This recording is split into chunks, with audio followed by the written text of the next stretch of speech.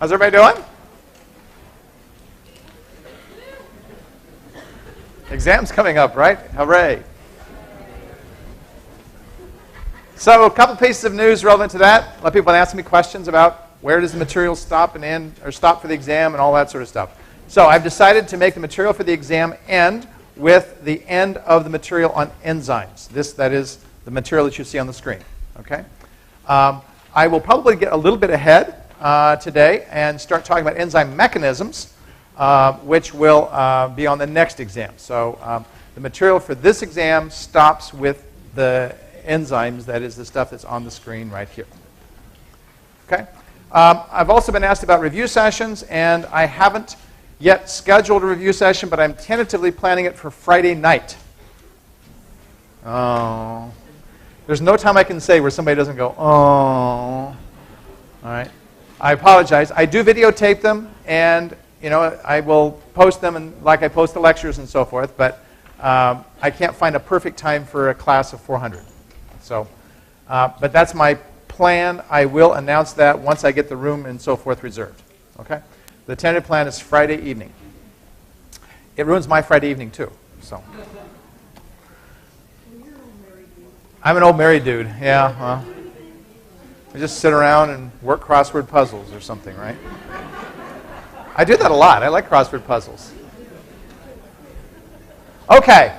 So last time I got started talking about inhibition, and I was a little bit rushed with that, so I want to go back through that a little bit more carefully and tell you more about enzyme inhibition, because I think enzyme inhibition is very important for people working in the biological sciences to understand, and particularly people who want to have some sort of career in healthcare.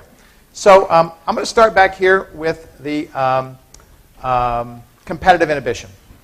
So competitive inhibition, I will remind you, occurs when one treats an enzyme with a substrate that resembles the normal substrate, but the enzyme can't act on it. So we think of this as a drug. Okay?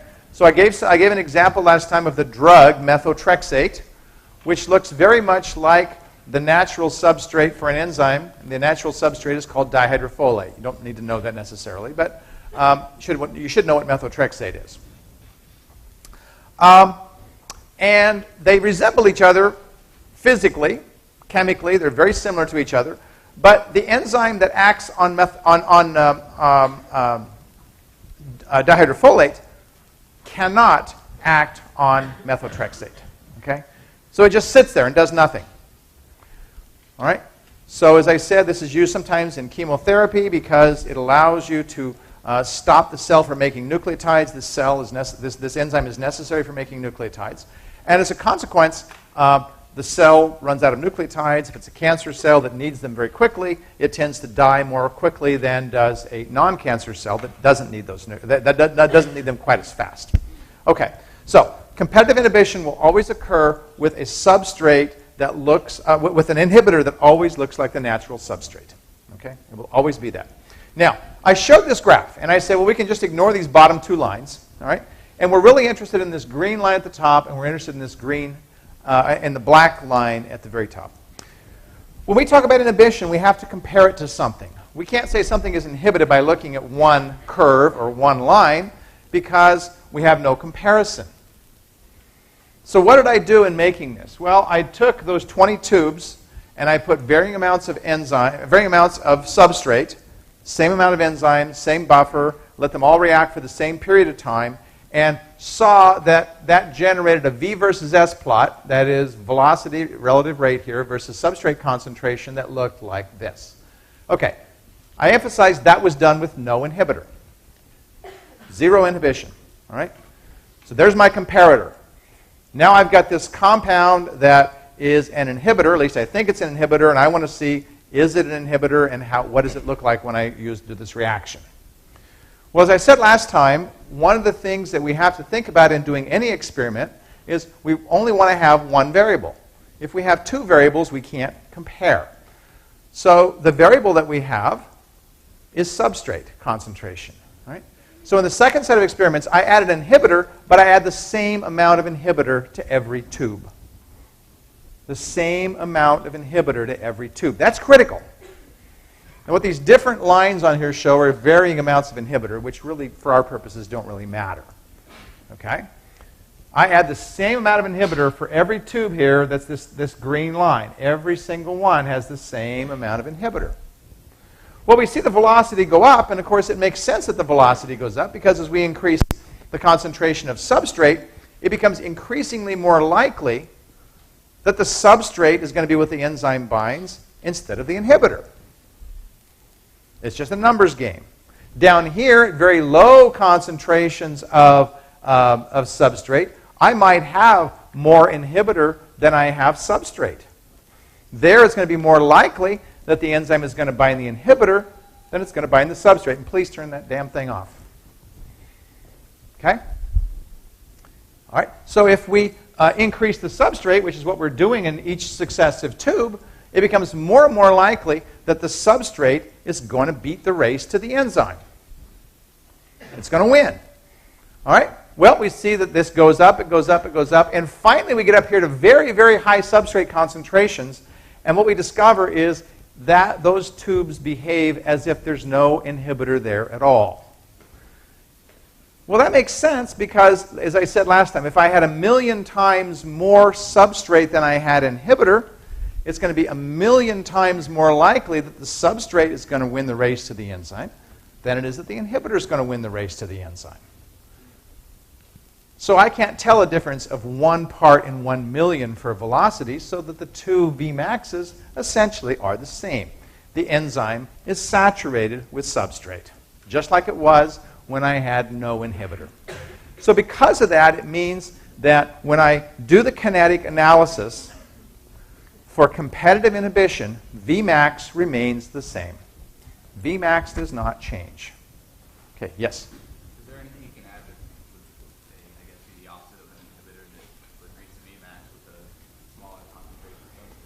Is there anything that you can add that would make Vmax be reached with a smaller amount of substrate? That would be a pretty cool drug, right?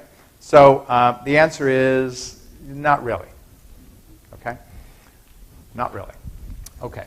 Now, there are some tricks you can do with enzymes that make things look like you've changed Vmax and so forth, but basically the answer is not really. Okay? All right. So here is what our plot would look like. Now, I noted also that we have two parameters to consider. We have Vmax as 1. We also have Km, right? So what happens to the Km? Well, Km was the substrate concentration that gave Vmax over 2. Where's Vmax over 2? It's right there. If I look at it for the normal, I go down. It's something right here. If I look at it for the inhibited, I see that it's going to be further to the right, meaning that it's going to take more substrate to get to the same Vmax over 2. Meaning, more substrate translates to a higher Km. What's happened is I have changed the enzyme's, it's apparent affinity, but it's affinity for its substrate. Okay? So that's what competitive inhibition does. It doesn't affect Vmax, but it increases Km. Okay. Now, that's an important concept. I showed you what that meant if we looked at it in a Lineweaver-Burke plot. Okay? On a Lineweaver-Burke plot, this is what it would resemble. Here is the black line showing us what we had before, where we had no inhibition. Give us the nice straight line with a crossing at 1 over Vmax and minus 1 over Km on the x-axis.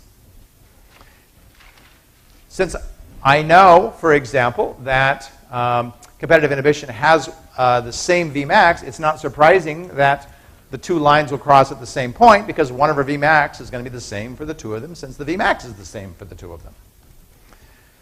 Km, however, increases, meaning that 1 over Km, or minus 1 over Km, is going to get closer to 0. So that's why this line is over here. It's closer to 0 than that one is. All right? So this is very characteristic for what we would see for competitive inhibition. Yes, Kimberly. Confused by the term apparent change in Km. Okay. Well, I shouldn't have thrown that term out, but I'll answer your question or your concern. Okay. So we don't really change the enzyme. Okay? We don't really change the enzyme. We only affect the enzyme when the substrate, when the inhibitor is bound to it. And when the inhibitor is bound to it, we can't measure anything. All right? So what it looks like we're doing is we're knocking out a certain percentage of the enzyme at that concentration. We can only measure we can only measure the amount of enzyme that's actually active.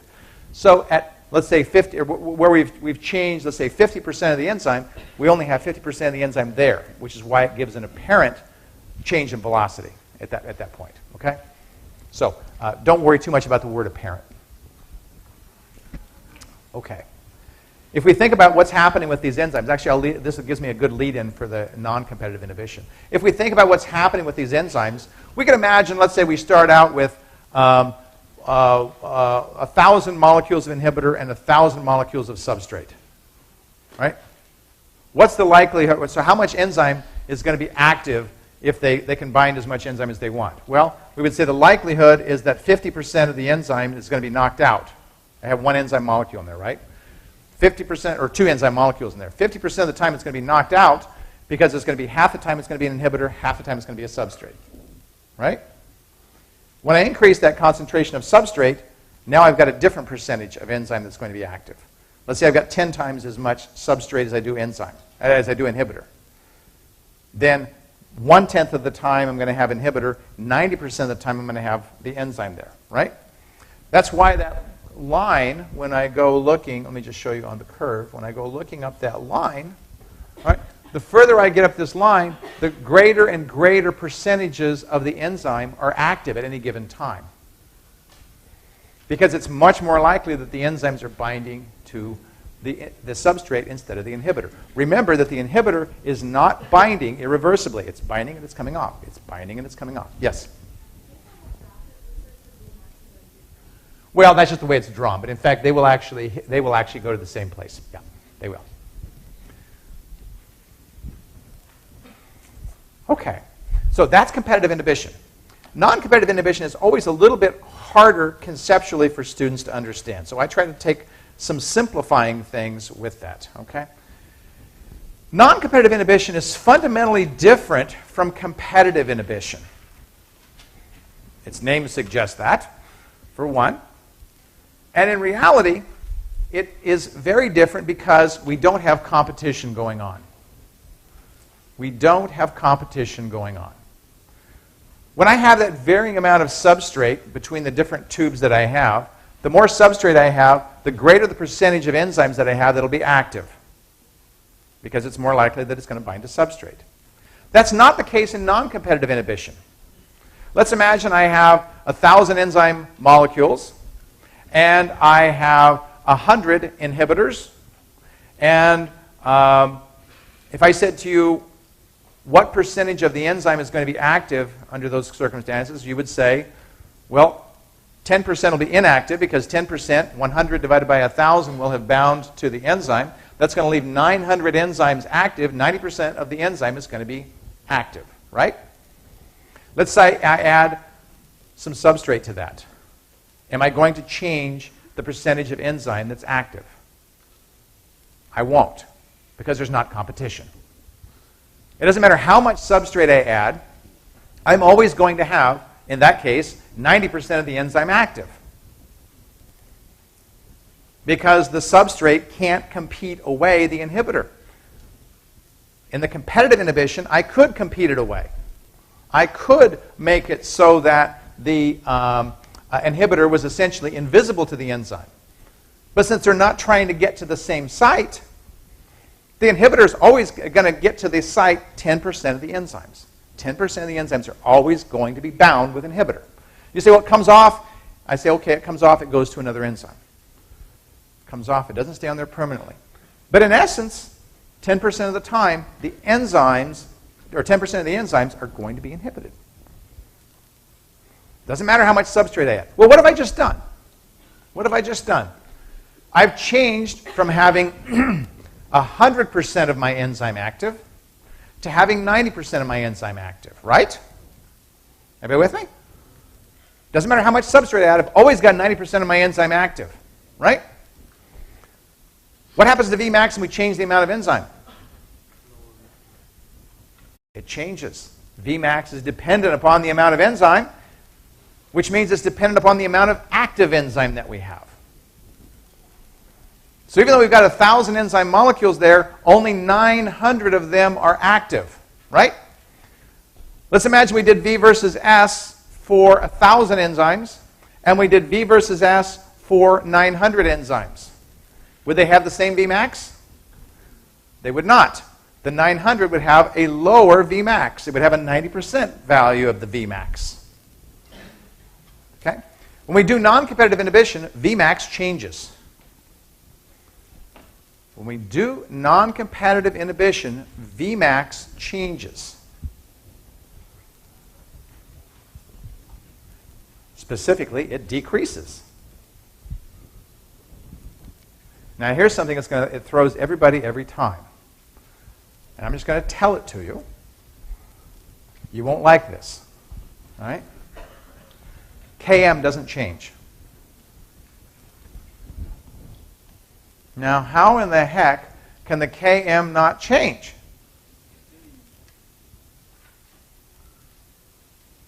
Well, I'll tell you. Okay, yeah.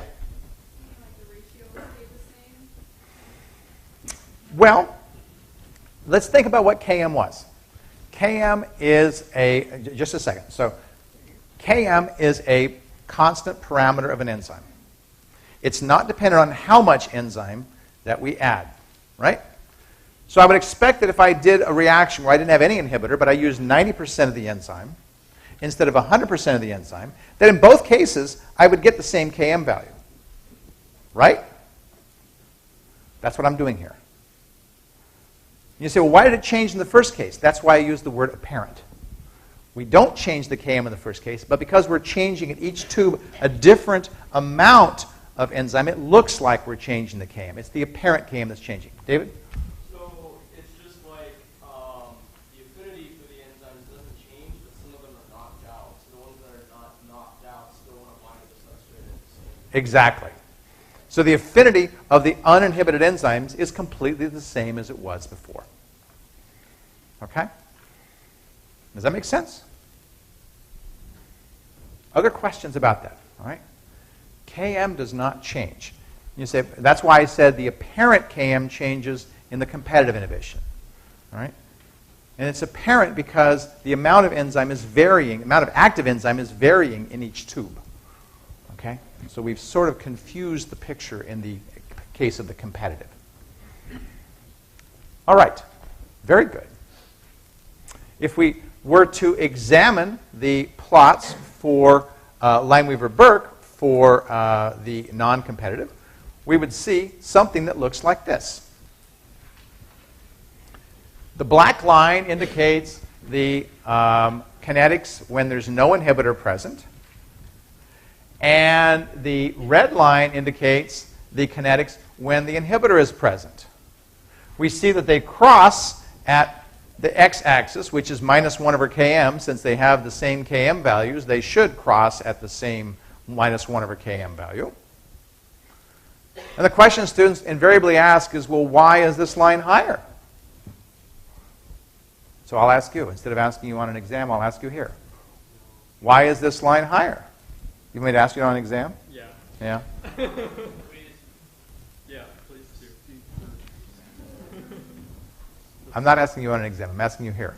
Well, is Km over Vmax, and Vmax is smaller in one of them. Okay, what you had a hand up? Vmax is smaller. So 1/Vmax is larger.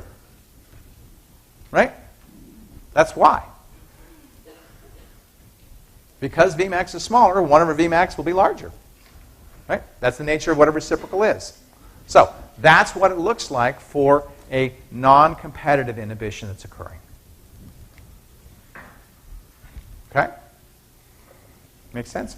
While I've got here, and I'm still thinking about it, let's go back, and I didn't point out on the V versus S, oops, sorry, wrong thing. On the V versus S, what this looked like. Here's the uninhibited, and look at the inhibited. Doink. It's flattening out way below the Vmax of this guy up here. In this case, it looks like, oh, they probably had about 50% of the enzyme inhibited. That's probably about what they had.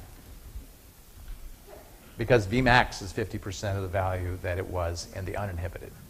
Okay? Again, the varying concentrations of inhibitor, we don't need to worry about those. But that's what this looks like. Make sense? No questions? Yes? Quick question.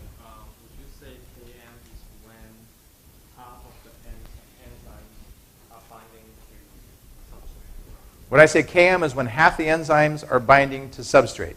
I would say no. I would say Km is the substrate concentration that gives Vmax over 2. That doesn't necessarily mean half the enzymes are bound by substrate. Okay? Okay. So that's a quick and dirty description of, and by the way, what I've been telling you all, I said all these things so far have to do with reversible inhibition. And I talked about why reversible inhibition was important, because if we're treating with a drug and it's fatal to certain types of cells, we want to make sure we can get it off and we don't harm our normal cells. All right? So reversible inhibitions are really desirable for many types of drug interactions because, again, if we do something that's going to kill cells, we have to be careful we're not killing our normal cells. Some types of inhibition, however, are irreversible. Irreversible. When I talk about an irreversible inhibition, we're talking about covalent binding. Specifically, irreversible inhibition occurs with something called suicide inhibition. Suicide inhibition. All right? Now, suicide inhibition occurs, and when one of the best examples we have of suicide inhibition is the way that penicillin works. Okay? Penicillin binds to an enzyme. It's known as DD transpeptidase, but you don't need to know that. Okay? That binds to an enzyme that bacteria use to make odd peptides. Odd peptides. Okay? So enzymes have in their cell wall, they have an odd peptide that we don't see hardly anywhere else in nature. And this peptide that's there is made up of D amino acids. We talked about that in the very first lecture. D amino acids. Almost all of the amino acids we see in biological systems are in the L configuration, but bacteria make this odd peptide that have D amino acids. There's D-alanine. Okay? The reason that they make this peptide is they make it so that it is not cut by proteases. Proteases, which are designed to work on peptides that have L amino acids, can't cut this guy. All right? So that's why this is important. Now, I need to tell you what the suicide inhibitor does. The suicide inhibitor looks to the enzyme very much like the normal substrate. That is, penicillin looks very much like the normal substrate. But the difference is that when penicillin binds to the enzyme, it covalently binds to the active site. The enzyme can't get rid of it.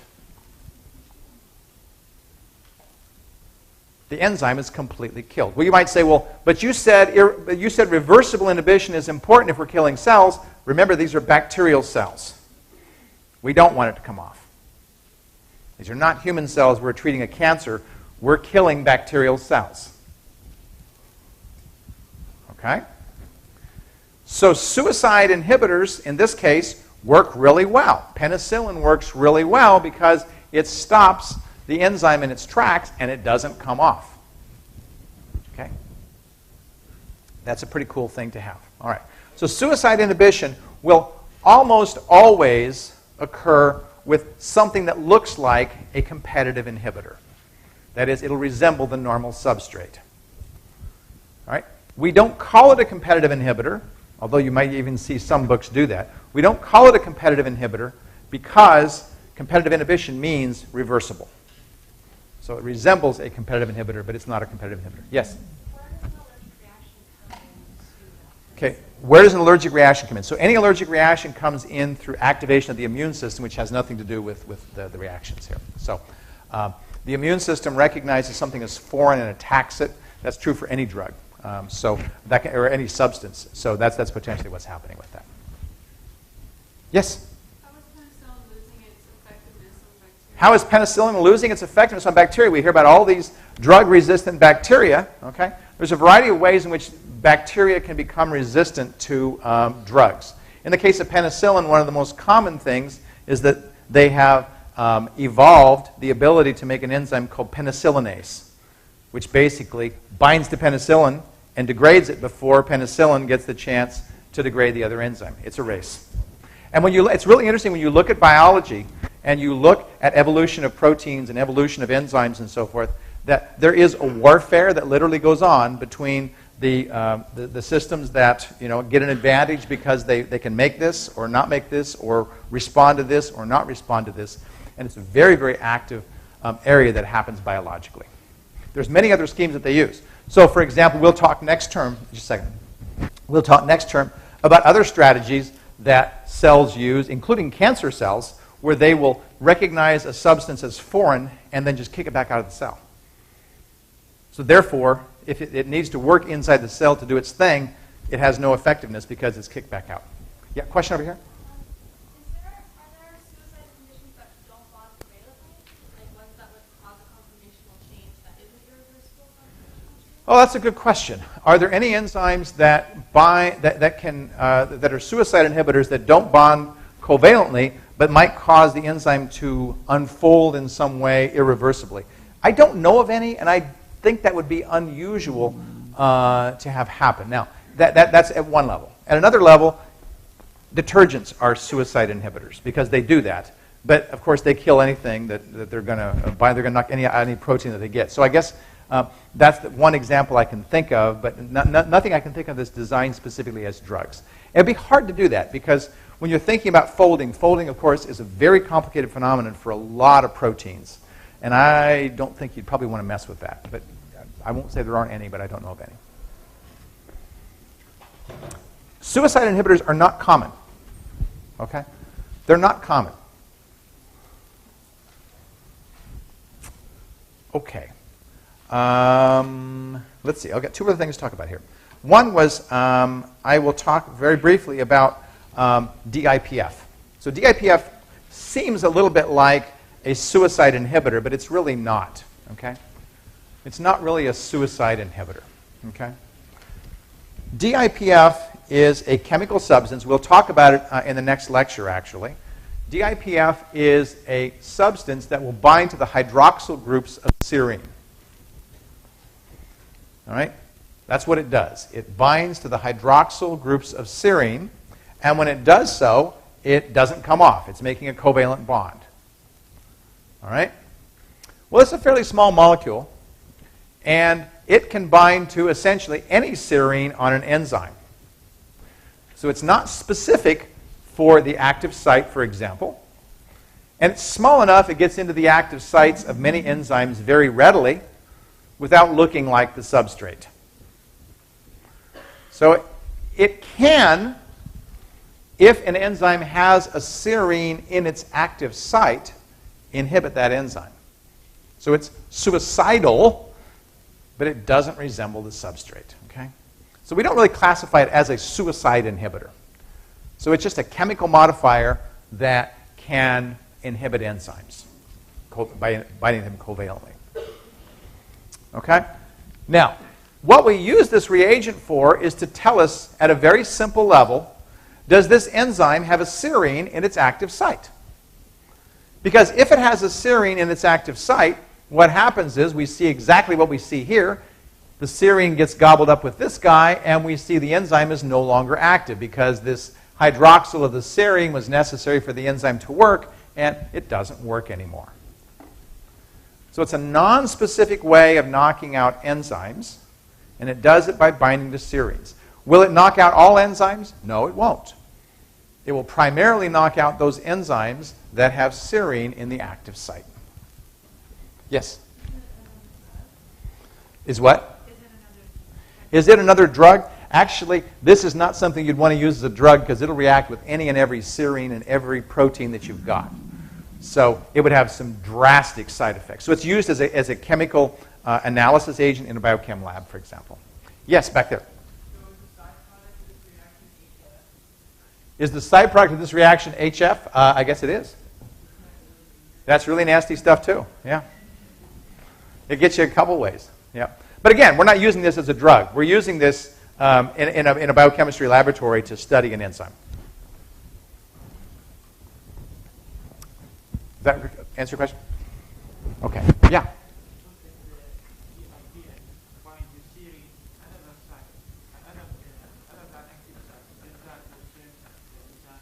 Okay, so if DIPF binds to serine at something other than the active site, will it change the enzyme? It might not. Okay? So anything that we do to alter the enzyme can have an effect on the enzyme. It may also have no effect. But we know if it binds at the active site, it's going to knock out that enzyme. Okay, good questions. All right, and the last thing I'll just show you, I won't even hold you responsible for, so you can forget about this, is the enzyme triose phosphate isomerase. The reason I mention this enzyme is we'll talk about this enzyme later in glycolysis, and it's a very important enzyme in glycolysis. You can see if we add this compound to it that it binds to it and inactivates it, okay? So this is another inhibitor. Again, it's not a specific suicide inhibitor. It's binding to a specific structure inside of this enzyme, but it's not being recognized like it's a substrate. So it's not really, again, what we would call a suicide inhibitor. The reason I mention this enzyme is because this enzyme is one of the examples of perfect enzymes that I talked about last time. This enzyme has a very, very high kcat divided by km. It's the only enzyme in glycolysis, that is the breakdown of sugar, that is perfect. We'll see it's right square in the middle of glycolysis, and there's a very good reason why. I won't tell you why here what it is, but there's a very good reason why this enzyme is perfect. Okay. Other questions? Yes, Kimberly.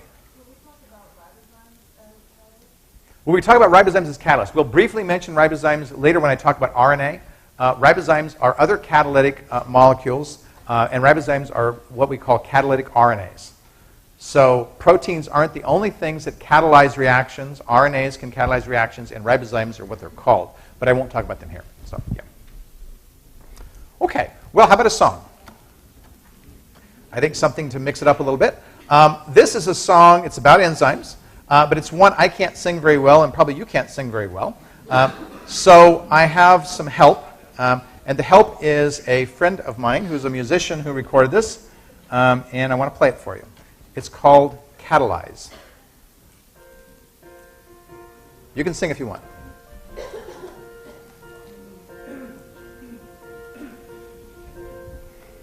My enzymes truly are inclined to convert things they find. Turn the heat, mobility, catalyze. How do cells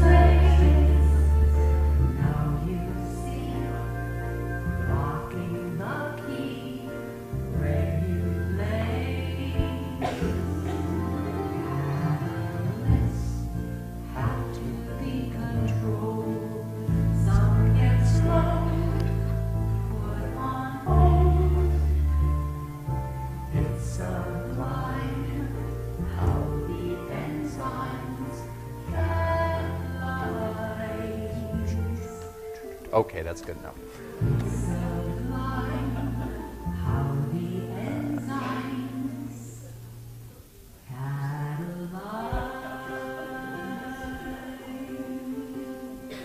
All right, good enough. All right.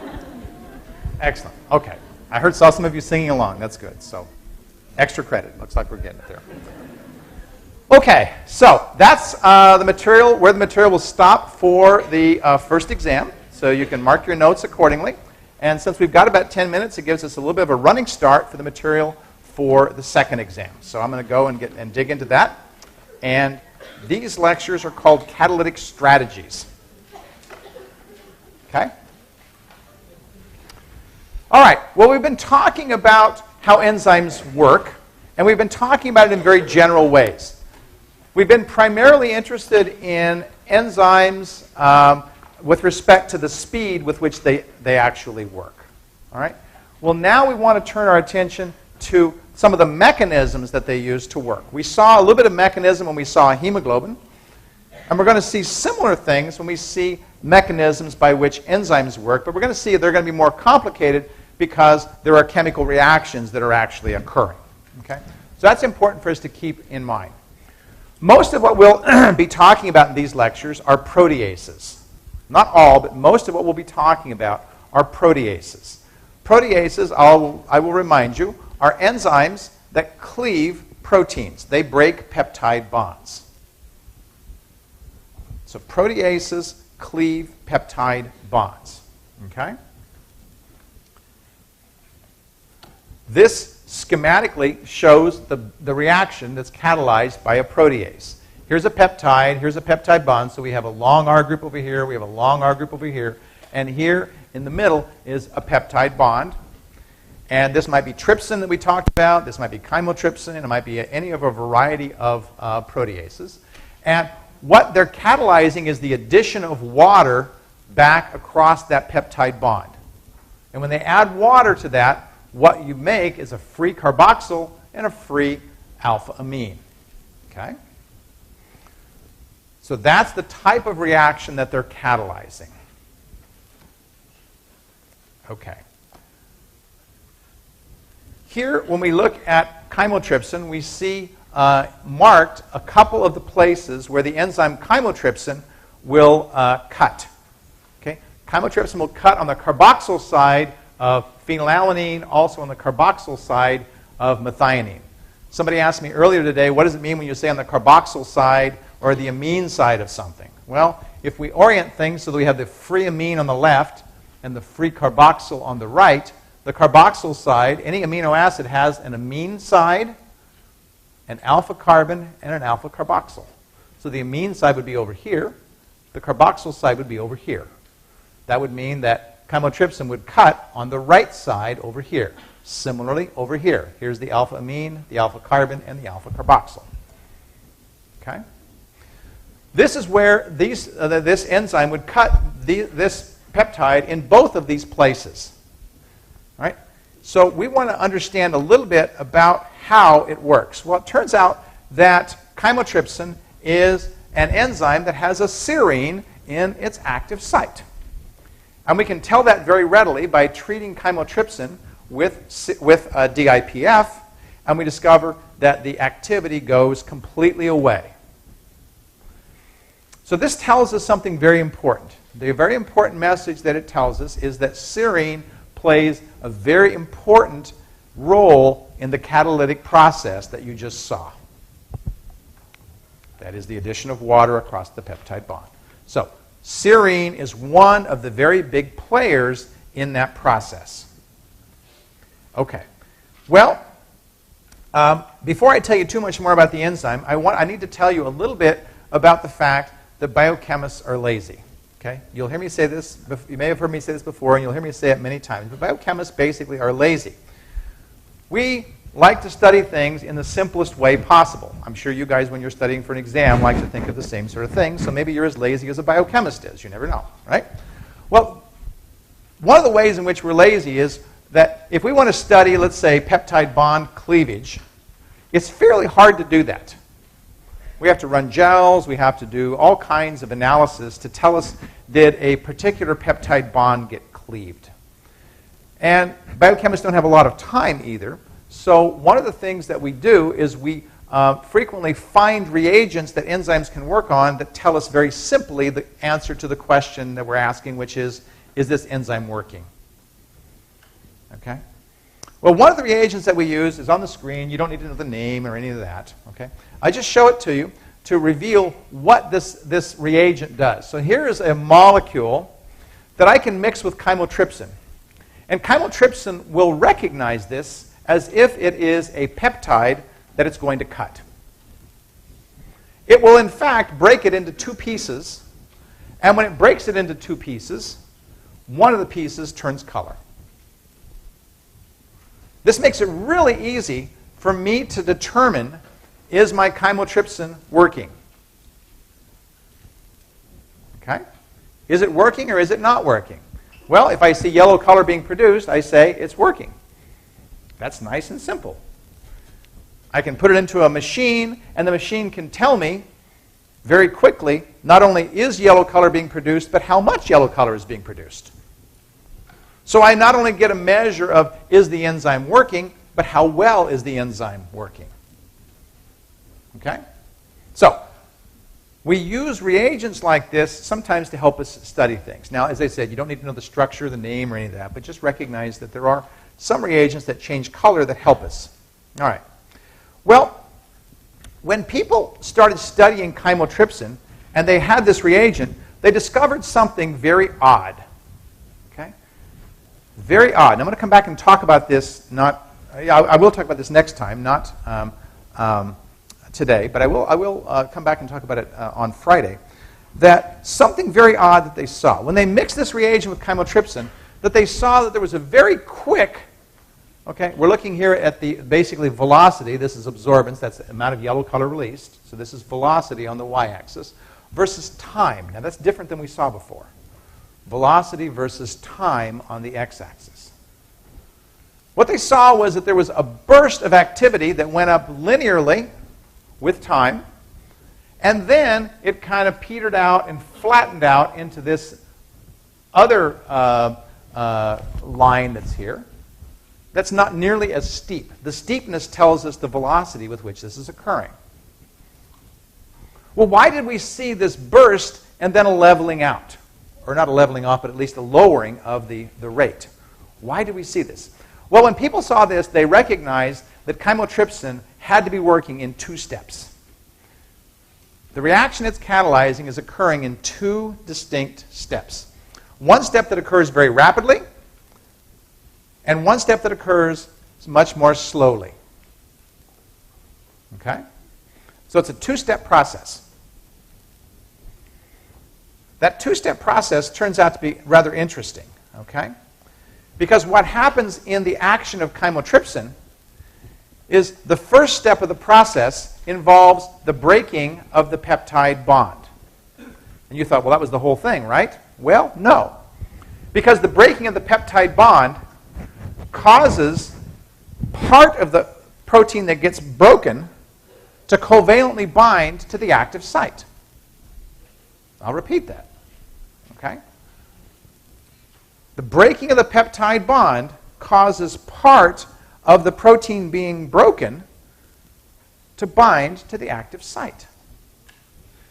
And the first thing that's going to pop into your head after what I've been talking about is suicide inhibitor, right?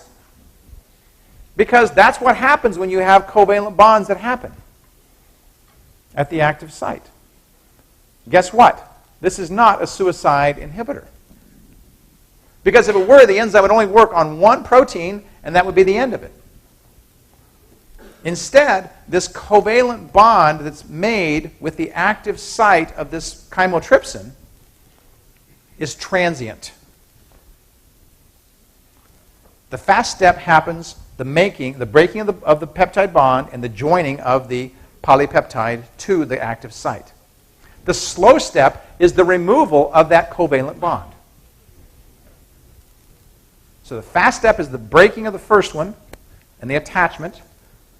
And I'll give you more of a mechanism of this next time. The slow step is the removal of that second peptide from the active site. Okay?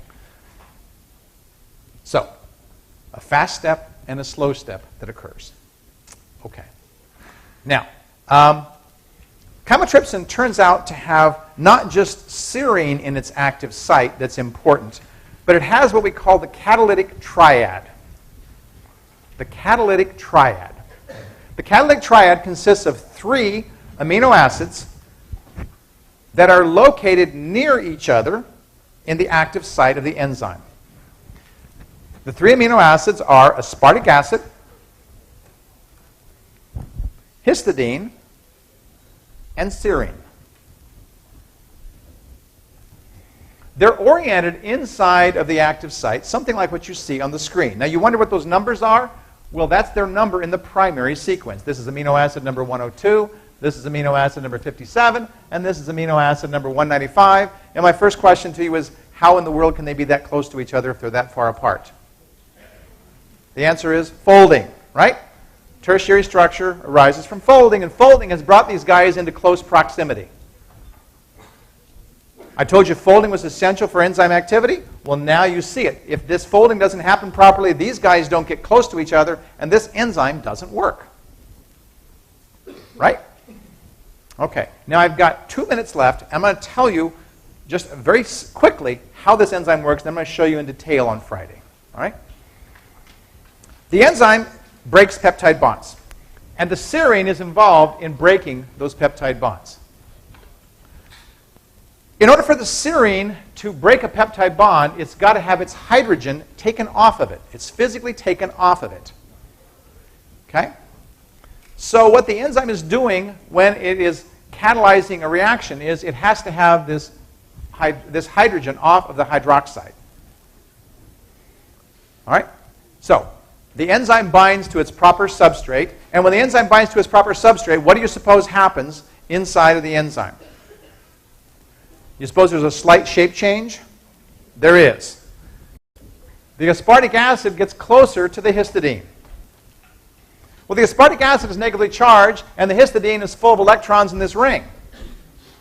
What do you suppose the electrons in that ring do when the negative charge gets close to them? They slide to the right. And when they slide to the right, this guy now here is more negatively charged than it was before. And what do negative charges attract? Positive charges. And what is a proton? A positive charge. So, in simple terms, what's happened is the binding of the proper substrate has caused these geometries to change so that the proton gets removed. We'll see next time how the removal of that proton catalyzes the reaction. Okay, see you guys on Friday.